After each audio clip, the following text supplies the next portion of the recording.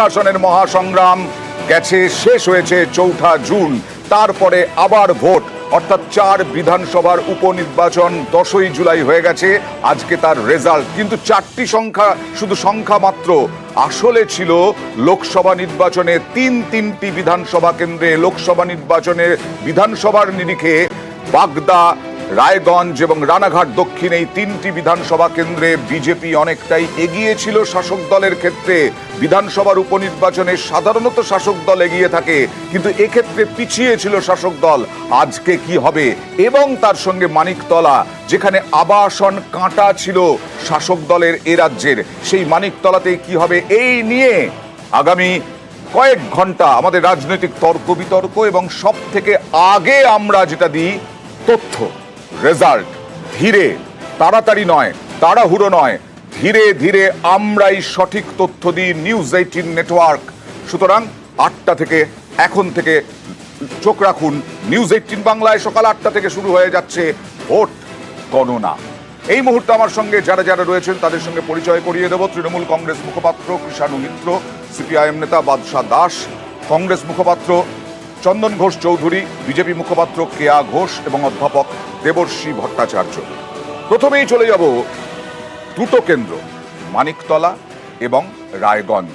মানিকতলা থেকে রয়েছেন আমাদের প্রতিনিধি আবির এবং রায়গঞ্জ থেকে রয়েছেন আমাদের আরেক প্রতিনিধি মুক্তা। প্রথমে মানিকতলায় চলে যাব। মানিকতলায় আবির, যেটা বলছিলাম যে আবাসন কাঁটা শাসক দলের ক্ষেত্রে কতটা তাৎপর্যপূর্ণ এই বিধানসভা উপনির্বাচন মানিকতলায়, বিশেষ করে নির্বাচনের আগের দিন, ভোটের আগের দিন যেভাবে কল্যাণ চৌবের বিরুদ্ধে বিস্ফোরক অডিও প্রকাশ করেছিলেন কুণাল ঘোষ।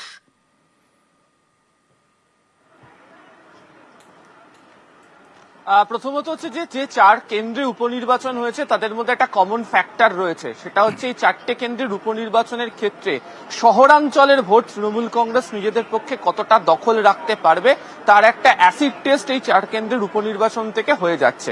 এবং সেদিক থেকে দেখতে গেলে বৃহত্তর আকারে মানিকতলা অবশ্যই একটি কেন্দ্র, তার কারণ শহর কলকাতার মধ্যে থাকা এই এলাকার যে নির্বাচন সেটা একেবারেই পুরোটাই আরবান বা পুরো এলাকার মানুষের যে চিন্তা ভাবনা বা তাদের যে প্রদত্ত যে ভোট তার উপরে নির্ভর করে থাকবে যে কোনো প্রার্থীর জয়ের ভবিষ্যতের যে জায়গা। ফলে আবাসনের যে প্রসঙ্গের কথা তুমি তুললে সেটা অবশ্যই এই জায়গাতে ভাবনা চিন্তাতে অবশ্যই থাকছে। যদি একটু পিছিয়ে যাওয়া যায়, তুমি শুরুতেই বলছিলে যে আমরা 4 জুন সিংহাসনের মহাসংগ্রাম শেষ করেছিলাম নির্বাচনের ফল বেরোনোর পর। সেখানে দেখতে পাওয়া গিয়েছিল হচ্ছে যে যদি উত্তর কলকাতা লোকসভার মধ্যে থাকায় মানিকতলা বিধানসভা কেন্দ্রের মধ্যে থাকা দুটো ওয়ার্ড 31 এবং 16 সেখানে হচ্ছে তৃণমূল কংগ্রেস পিছিয়ে ছিল এবং একটি ওয়ার্ডে প্রায় 5,500-এর কাছাকাছি বেশি ভোটে তারা পিছিয়ে ছিল। বাকি যে জায়গাগুলোতে তৃণমূল কংগ্রেস এগিয়ে ছিল সেখানে জয়ের ব্যবধান যে নিদারুণ খুব একটা বিশাল কিছু হয়েছিল এমনটা নয়। এবং এক্ষেত্রে দাঁড়িয়েও অনেকে যেটা বলছিলেন যে শুধু আবাসন বার মতো জায়গা নয়, কলকাতার অন্যতম বিধানসভা কেন্দ্র যেখানে হচ্ছে ভিন্ন ভাষাভাষী ভোটারদের উপস্থিতি একটা মস্ত বড় প্রভাব পড়ে থাকে। ফলে নির্বাচনের আগের দিন তৃণমূল কংগ্রেস রাজনৈতিকভাবে কল্যাণ চৌবেকে আক্রমণ করতে গিয়ে তার অডিও টেপ প্রকাশ, যে তিনি শাসক দলের যিনি এই নির্বাচনের ক্ষেত্রে কনভেনার তাকে ফোন করে সাহায্য চাইছেন, তাকে পথ পাইয়ে দেবেন বলছেন। আবার নির্বাচনের দিনও দেখতে পাওয়া গিয়েছিল যে বিভিন্ন সময় দাঁড়িয়ে এই কল্যাণ চৌবেই বা বিরোধীরা বারবার শাসক দলকে আক্রমণ করতে শুরু করেছিল। তবে তারা আশাবাদী যে এই নির্বাচনের ক্ষেত্রে যে লোকসভার প্রেক্ষিত এবং বিধানসভার প্রেক্ষিত যেহেতু আলাদা হয়, ফলে এই নির্বাচনের ক্ষেত্রে তাদের ফল অনেকটা বদল হবে।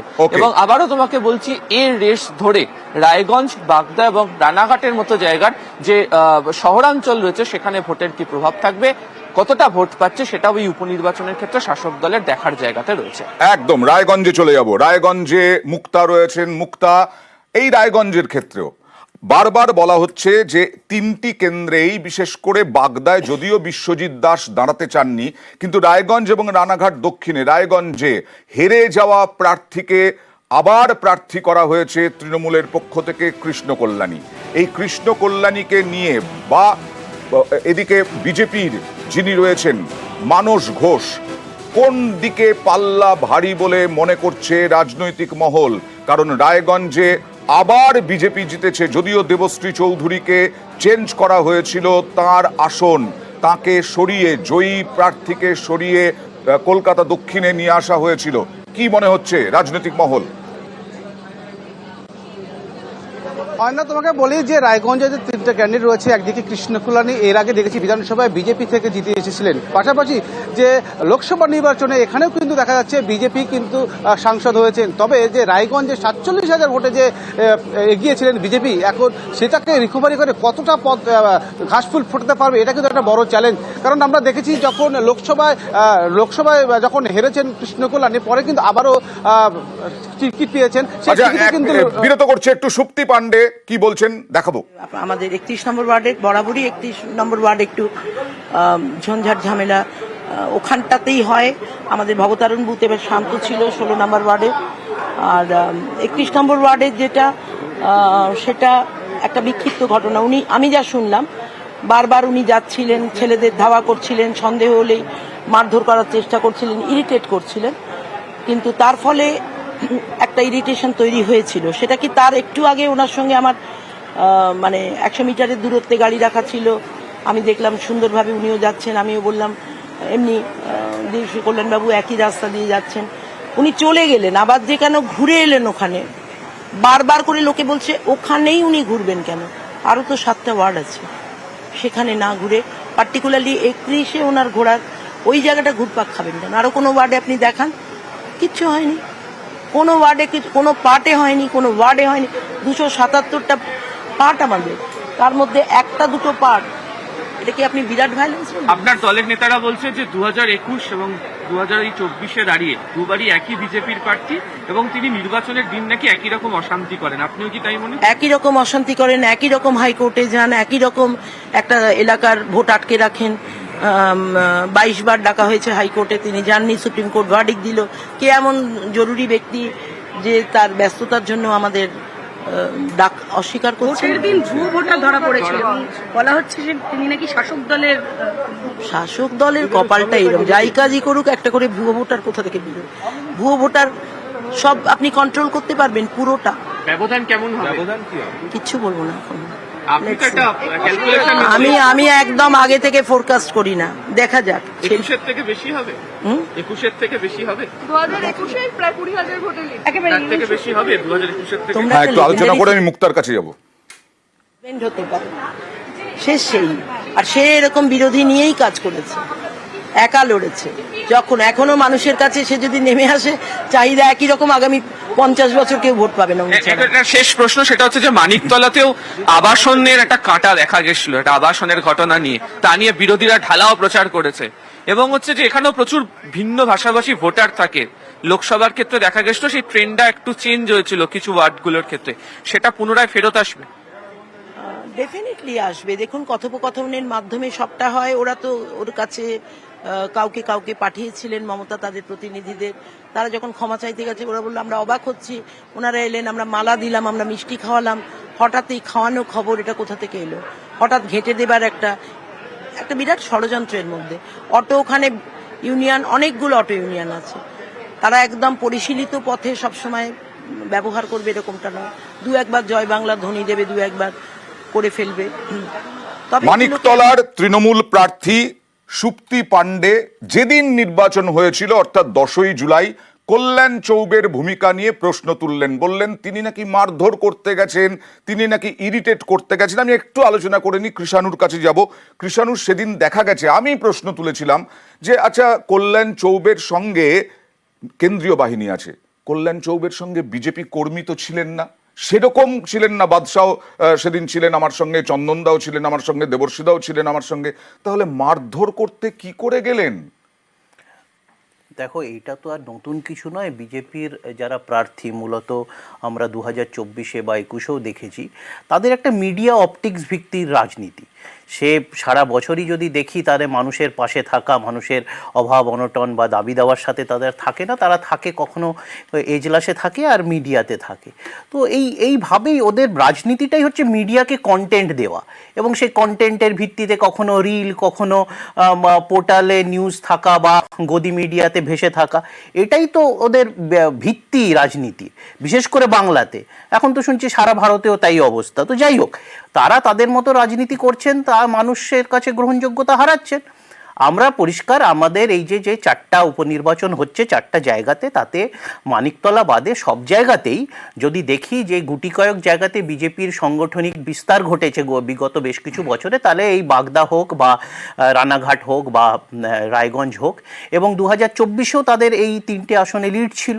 তো এখন দেখা আমরা কতটা মেকআপ করতে পারি, নিশ্চয়ই আমাদের কাছেও এটা চ্যালেঞ্জ। ওকে, কেয়া না, যেহেতু এই প্রসঙ্গটা উঠলো আর কি, যে মারধর করতে গেছেন কল্যাণ চৌবে, কিন্তু সেদিন বিজেপির লোকেদের দেখা যায়নি কল্যাণ চৌবের সঙ্গে, সাংগঠনিক অভাব। দেখুন, ভোটের দিন আপনি জানেন নির্দিষ্ট পরিমাণ মানুষকেই প্রার্থীর সঙ্গে তার বিচরণের অনুমতি দেওয়া হয়। ওমা, এদিকে কল্যাণ চৌবে যখন স্পটে গেলেন তখন ধা ধা করে প্রচুর তৃণমূল কর্মী সমর্থক তখন ধেয়ে এসেছিলেন। এটাই তো আসল ব্যাপার। তৃণমূল কবে নিয়ম নীতি মানে, আপনি আবার নিয়ম, তৃণমূল আর নিয়ম, এটা তো মানে অদ্ভুত। পাথরের মানে কি যেটা সোনার পাথর বাটি বলতে পারেন, অনেক কিছুই ওই বলতে পারি। আর বিষয়টা হচ্ছে দেখুন, কোর্টে থাকি, এজলাসে থাকি, জেলে তো থাকে না রে বাবা।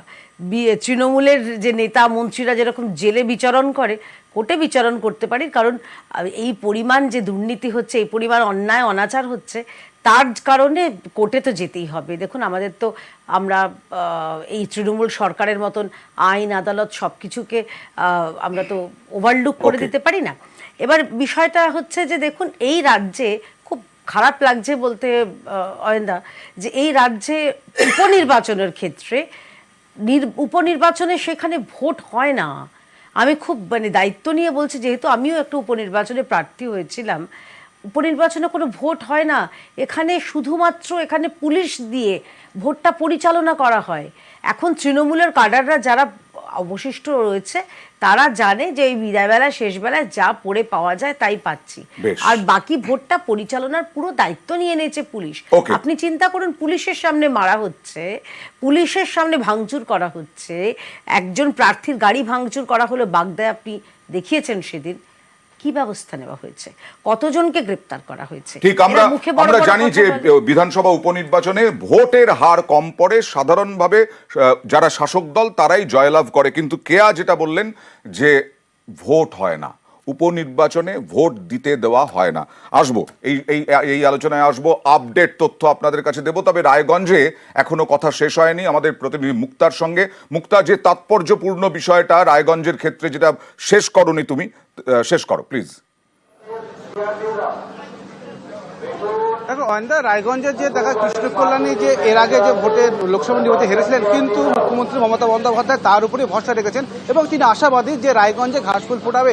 আমরা দেখেছি যে বিজেপি প্রার্থী হয়েছে, সে কিন্তু তৃণমূল করতো, তৃণমূল থেকে এসে কিন্তু বিজেপিতে যোগ দিয়েছে, সে কিন্তু বিধানসভার প্রার্থী হয়েছে, কিন্তু মানুষের কাছে কতটা গ্রহণযোগ্য হয়ে উঠতে পেরেছে এটা কিন্তু একটা প্রশ্ন এবং রায়গঞ্জবাসীর কাছে দেখা দিয়েছে। কিন্তু আমরা দেখেছি ভোটের দিন যেখানে গিয়েছে গো ব্যাক স্লোগান, বিভিন্ন রকমের স্লোগান, তাকে সেখানে ঢুকতে দেওয়া হয়নি, বা বিভিন্ন রকম দুর্নীতিরও কিন্তু কথা উঠে এসেছিল বিজেপি প্রার্থীর বিরুদ্ধে।